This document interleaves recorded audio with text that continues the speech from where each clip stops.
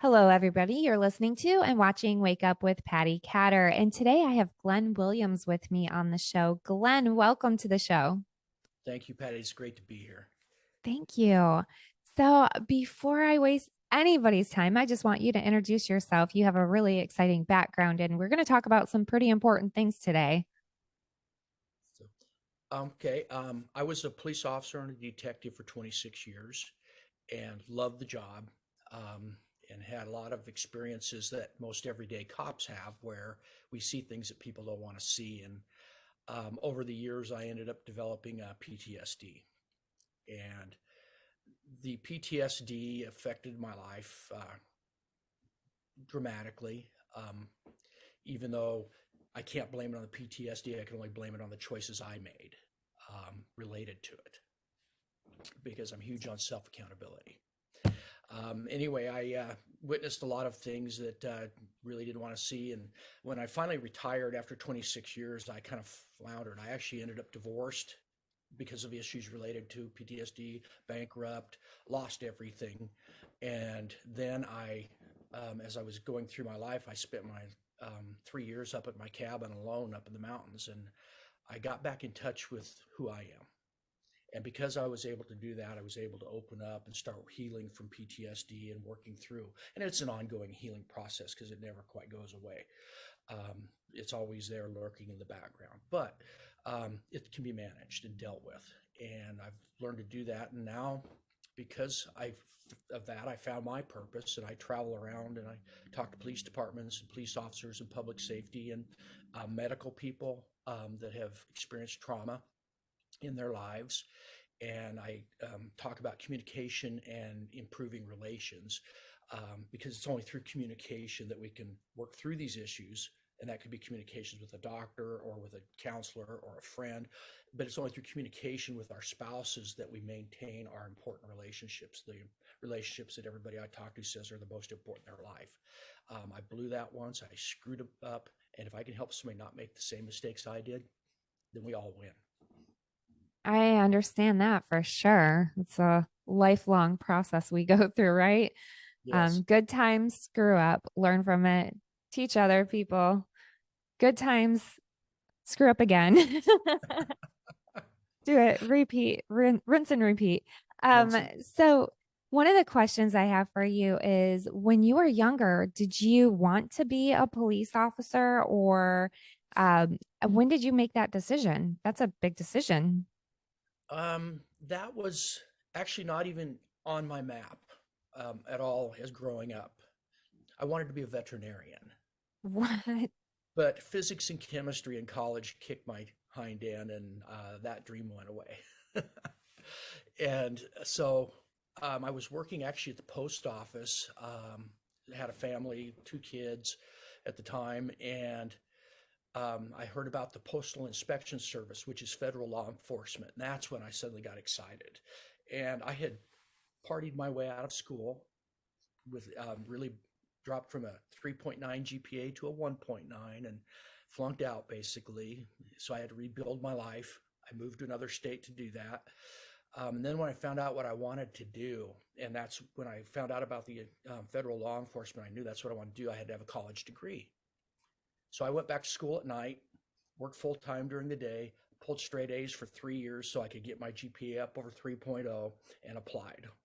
And unfortunately, I have diabetes and they disqualified me because I have diabetes. And they could do that back then. So I did not know what to do at that point. I was lost. I finally found out what I wanted to do. And then a friend said, well, why don't you go apply at the local police department here? They're hiring. And I got lucky. I got hired, and it was a great decision. It was the way things were meant to be. That's amazing. So what was I want to ask you two questions. The first one is going to be what was one of the hardest calls you had to go on as a police officer, if you can talk about that? Yeah, I'll probably tear up a little bit. Kids are always the hardest ones. And one day I went into work at 6 in the morning and hadn't even sat down at the briefing yet and got a call of a missing child, a 3-year-old boy. And So we immediately left and went out and onto to the location, an apartment complex. And first thing we do is search the people's apartment because 80% of kids are found hiding in the house somewhere. And then we couldn't find him there, so we searched the area and talked, asked, where's his favorite playground, where's his friends live, et cetera, et cetera. And we searched for about 45 minutes and couldn't find the young man. As I pulled into the apartment complex, I'd noticed this fountain and a pond that they had, and some teenagers the night before had put soap suds in it. And so there were soap suds probably 10, 15 feet high and overflowing onto the parking area and stuff. And we had just kind of gone past that. Well, we gathered near that spot to reorganize and continue the search. And as we were there, a breeze came up and parted the bubbles, and one of us saw a foot in the water. And so I grabbed the young man out of the water and did CPR and got him to fire, let them take care of things. And they were on their way to the hospital. And unfortunately, the young man didn't make it. Yeah. Held it together long enough to get the family taken care of and get them up to the hospital and, do all the professional things that we have to do. And luckily, I had a good leader that day. I was an officer 18 years at that point, 17 years. And for the first time in my career, somebody asked me if I was okay. For the first time in 17 years. And I looked at him, I said, no, I'm not.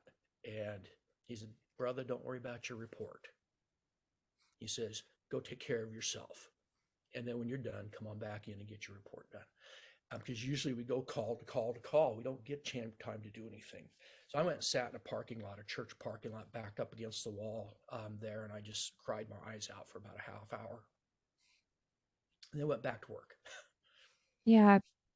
People don't really think about police officers having those feelings. And I know it's so easy for someone to think, okay, I'm going to call 911 and these police officers better show up. They just do their job and they leave and they have no heart inside of them. And that's far from the truth. Those of you listening, majority of everybody listening to my show are very, very pro law enforcement, pro military, pro Americana.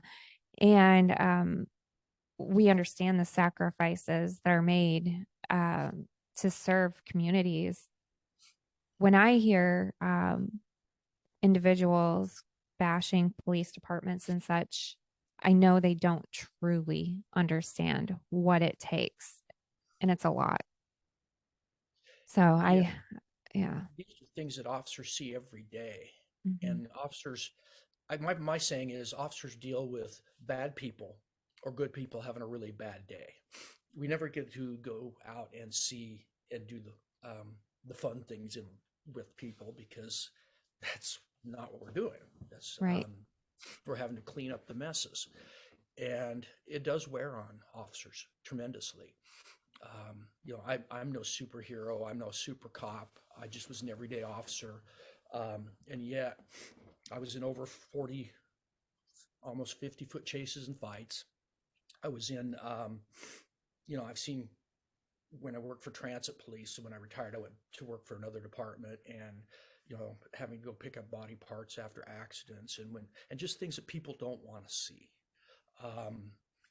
See people at their worst, and that it wears on you. It does wear on officers, and many haven't been aware of it in the past or just ignored it. Yeah, I think in today's day and age too, I don't go into a lot of politics on the show, but I think it's noteworthy to mention that a lot of police officers are just taking so much heat because in every occupation, you're going to have one or two bad eggs. But that said, the majority of those, especially in law enforcement or our first responder community, you're doing a job because you really want to help people. It's not about becoming a millionaire. Anybody who's in this career field knows that. Yeah. It's really, truly the heart to serve the community. It is, and that's what it's all about. And I do get tired of, oh well, they just want to go out and shoot people. No, we don't. I mean, I've had a case where I came really close while a car was running me down. I was pulling the trigger at the driver's forehead, and I got lucky that day. and nobody died and nobody got hurt. Um, but those are not things that that we want to do, or um, that we want to we just, yeah, we want to go out and serve the community and take care and make sure our community's safe for our families, your families, and everybody else around. A lot of my listeners do struggle with post traumatic stress, either from military service or their time as police officers. And one of the things I do want you to address is talking about PTS a little bit more. I am apprehensive to always put the D on the end of it because it's really a response, not quite a disorder. But at the same time, for VA purposes, that's what it's called. And for other military or health professionals, call it post traumatic stress disorder. But I'd like to hear in your words what your experience has been with post traumatic stress and what advice you have with those who suffer from it. That's actually, I go around and I talk to police departments and public safety about that. In fact, I'm in another state right now because I have a presentation on Tuesday coming up, and I had one last week in the same state, so I just stayed out here. And what for me, PTSD is what it's been called. I agree with you. PTSI, post-traumatic stress illness, or something is more appropriate, I think. Because of my behaviors related to PTSD and the behaviors that I chose to exhibit, and I chose not to deal with, that's why they were exhibited. Because back then we didn't talk about anything like this. If we did, they would find us unfit for duty and get rid of us. And that's changing, and I'm grateful for that. I ended up divorced, bankrupt, totally destroyed my life. Then it took me a few years, and I didn't know then what was going on. And I'm looking back on a lot of ways because the things that I did. You have anger is a common exhibition of trait with PTSI. In angry response, I'm shutting down, withdrawing from friends and family, with there's so many behaviors. Actually, even getting that many foot chases and fights was relevant to PTSI because we crave that adrenaline rush.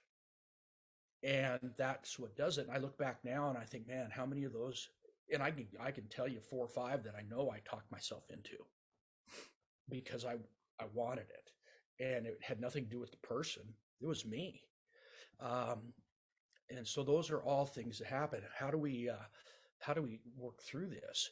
I mean, I was in the Denver airport last month, flying to do a speaking engagement, and I have a service dog, and he goes with me everywhere. And as we went into Denver, I packed all of his stuff in our check-in baggage, and I only had 2 things that I could work with him on, training things. So it was a big mistake on my part. I had his pinch collar, and the only other thing I could do was submit him, which means you put him down, put your hands on him, hold him until they relax, and let them know who the alpha is so they pay attention to you. And as we go, he'd been misbehaving at the Salt Lake airport, but I'd already checked bags. I didn't have anything to do with. But we got through that. He was fine on the plane, and then we got in Denver. He started again at the airport. He gets all hyped and excited, and I couldn't get him to do what he was supposed to be doing. So I put him down in a submission, and as I put him down in a submission, I had this gal. I had no clue where she came back. She was right on my shoulder, started yelling and screaming at me. That's not how you treat a service dog. And it startled me so much, I swung my hand up because I thought I was being attacked and spun around. And so now I've got a real heart rate's going up, everything's going up. And this gal kept yelling and screaming until there's 20 or 30 people around me. And it was so bad. My wife was in the restroom, heard it. She came out and tried to calm the gal down, and she wouldn't calm down. Threatened to have me kicked off my plane, threatened to, not allow me to get boarded and all this, but and just going off, which is kind of funny because I had just gotten off my plane and I wasn't boarding, and she was just totally out of left field. but it did something that I'd never had happen before. I've had nightmares and I've worked through, and I was having 3, 4, 5 nightmares a month, and now I'm down to 2, 3 a year. So I'm working through those things. But as she kept going, all of a sudden everything just went gray. I could not see. Now I've been to that airport numerous times. I knew where the dog room is, and that's where I was going with him. And I wandered around lost. Everything was just gray and tunnel visioned, and I'd never had that experience before. Um, and I was lost in an airport I know um, for a long time. And I wandered around and I couldn't find my way. And I finally found the room. I probably walked by it 7 or 8 times and didn't see it. That's how my mind was just weird that day. I finally made it down to the baggage carousel, and I had been wandering around lost so long that the only person at the baggage carousel was my wife with our bag. Everybody else was gone. And then I had nightmares for 4 nights in a row. I've never had that. 4 nights in a row. And I couldn't figure it out. Well, I used some of the things that I have learned to do to work through that. On that 4th day, I was still pondering, trying to figure out what had happened. I went up with my stepdaughter's boyfriend, and we all went up to ski resort. I got out, and instead of driving around, I walked, and I got out in the trees, and I got out in nature and fresh air and exercise. And that started breaking things loose a little bit. And then we went up on top of the mountain. I got some good physical exercise because I hadn't skied in quite a while. And I went skiing for half a day and worked myself through and was focusing on other things, and was able to do that. And I stood up on the mountain and looked at 2 valleys, one on each side. And it was like amazingly beautiful. So I got back in touch with nature. And then I was actually finally, until that point, I wasn't able to talk about what had happened. I finally was able to open up and talk about what had happened because nobody knew. They just knew I was acting weird. And then no more nightmares after that, after talking about it. And so that's why I talk about communication, how important communication is. Because if we don't talk about it, it will eat us alive. Yeah, and it's so hard to know also the way PTSD affects one person, it might be different from somebody else. I think that's the majority of the reason that we do have such a hard time still kind of processing through post-traumatic stress, especially maybe if you're not the person who has it and you may have a family member or a loved one who has post-traumatic stress and you're thinking, gosh, I can't ever figure out how to communicate with them because that their emotions are always changing, right? And it's true. I think you know, it's hard. Well, and it comes down to the person with post-traumatic stress has to take a very hard, self-accountable, deep look at themselves and choose to change the behaviors. Even when you do that, it doesn't go away completely. Like this one, I hadn't had an issue for a year or so, over a year, but all of a sudden, boom, here it was. And so it does rear up its ugly head every once in a while, and sometimes when you least expect it. The key is you've got to find the tools and then put those tools to use. And it took me 2, 3 days, 4 days before I finally was able to put those tools to use because I couldn't talk. I was gone and I couldn't figure it out. Once I did, and I hadn't figured it out, but once I went, wait a minute, I got to stop this. And I know the tools. We're going up here tomorrow. I'm putting them to use. Breathing, meditation.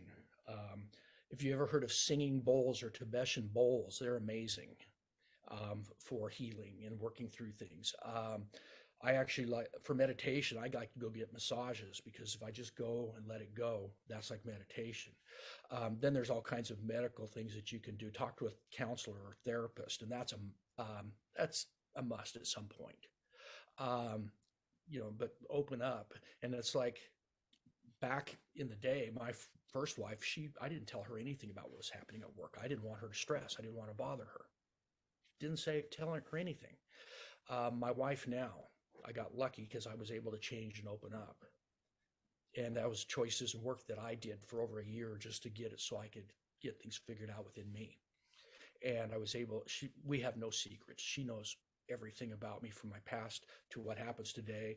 And I really, I know that having a good, firm, open, honest relationship helps.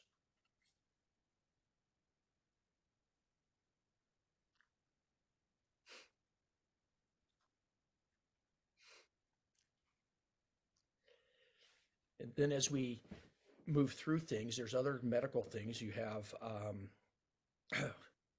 can't remember what the name of it is, but you take some injections and they help you out. And I just heard about those, but I won't use drugs. I absolutely refuse. And then,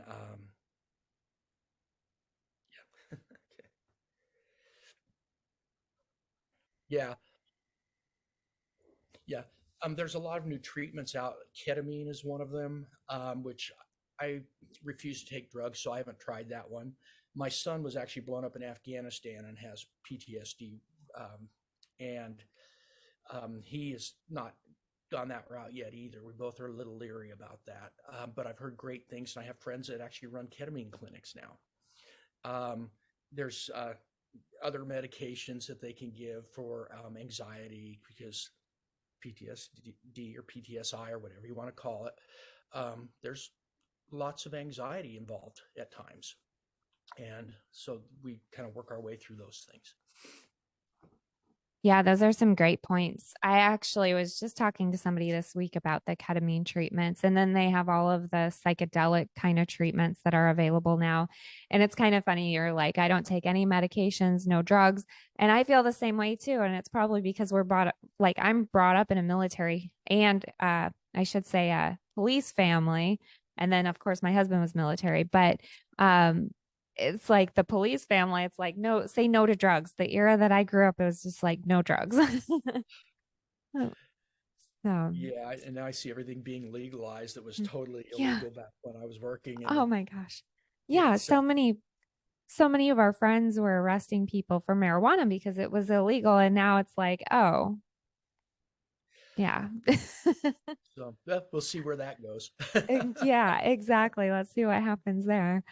Yeah. So, Glenn, I was wondering, is there one specific time? I know you already had mentioned this, the tragedy that, of the little boy, but is there anything else that you'd like to add of, well, what is a trial that you've had in your life and how did you overcome it with triumph? And it sounds like there's just so many times that you've been through such hardships in life and then overcome them and still working on them. The trials for me, I had my first wife. I actually, and this again, it's PTSD related, although it was my choice. Okay, I putting things at risk is PTSD related. And when you put your thing that's most important to your family at risk, then that gets that adrenaline bump going. And I had an affair, and it's nothing I'm proud of.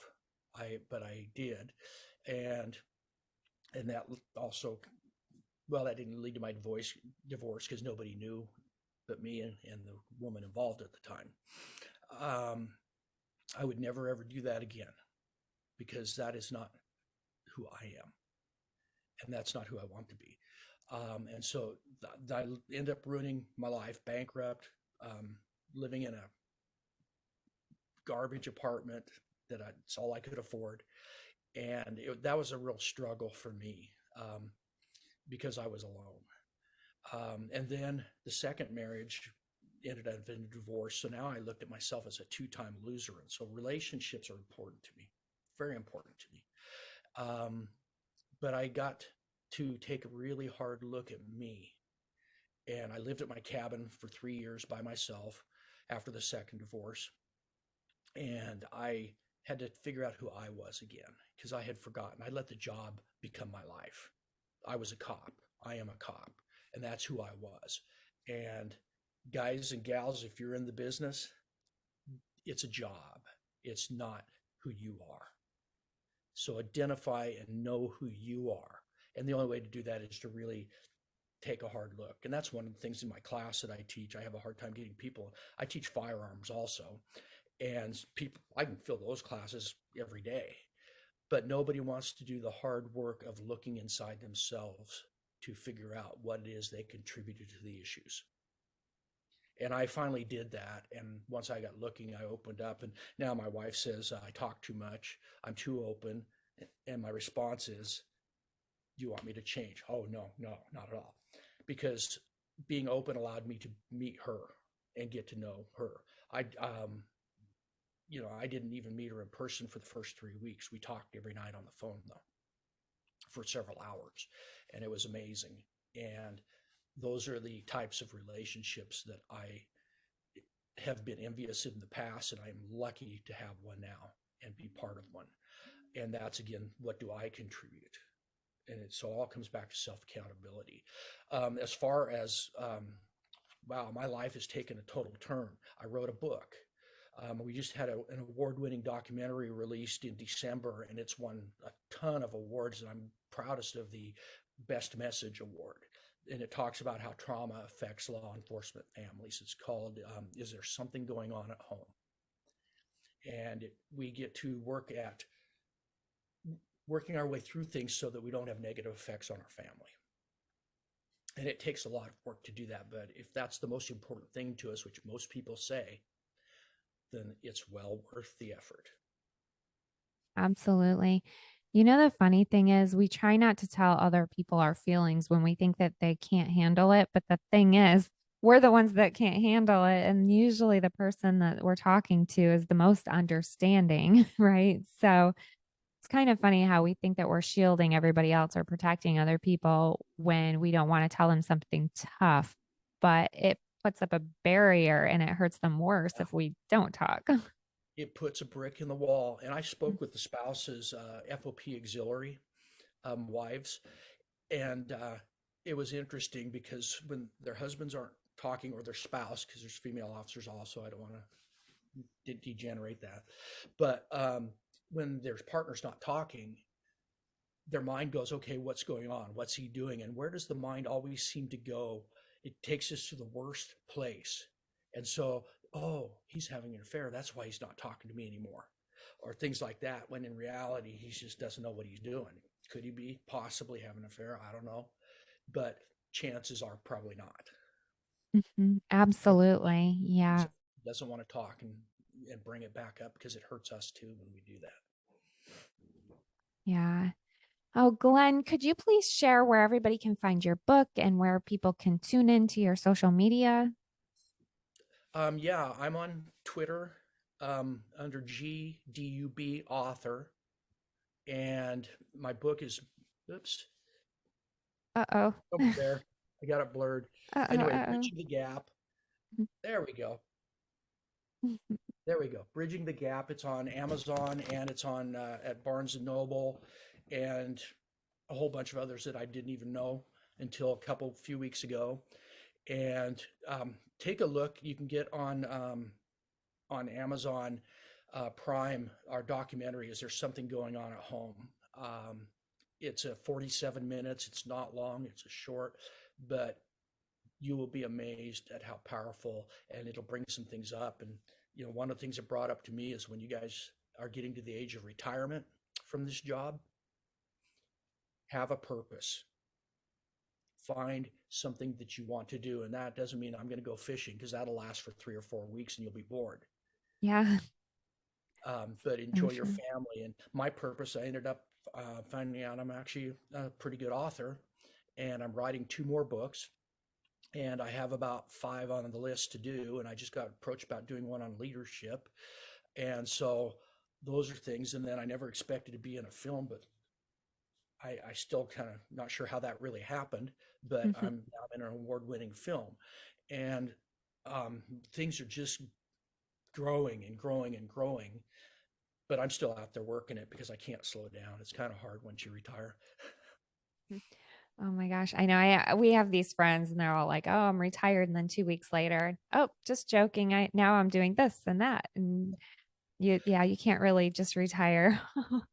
Uh, No, well, thank you so much, Glenn, for being on my show. I appreciate you very much. And For those listening, I'm going to be sure to share Glen's links, and I want you all to check out his book. And Glen, let's catch up again in maybe a year or so, unless you have something before then tell us when your next book is ready, maybe. I will do that. Yeah. I'll let you know. And I mean, there's so many things in the works and they're just happening. I'm having a hard time keeping up. That's exciting. That's great. Thanks, Glen. And thank you, everybody, for listening. Until next time, be sure to go and listen to some of the show archives if you've missed any. And Glen, I can't wait to hear about your next book. Thank you, Patty. Thank you. Thanks, everybody.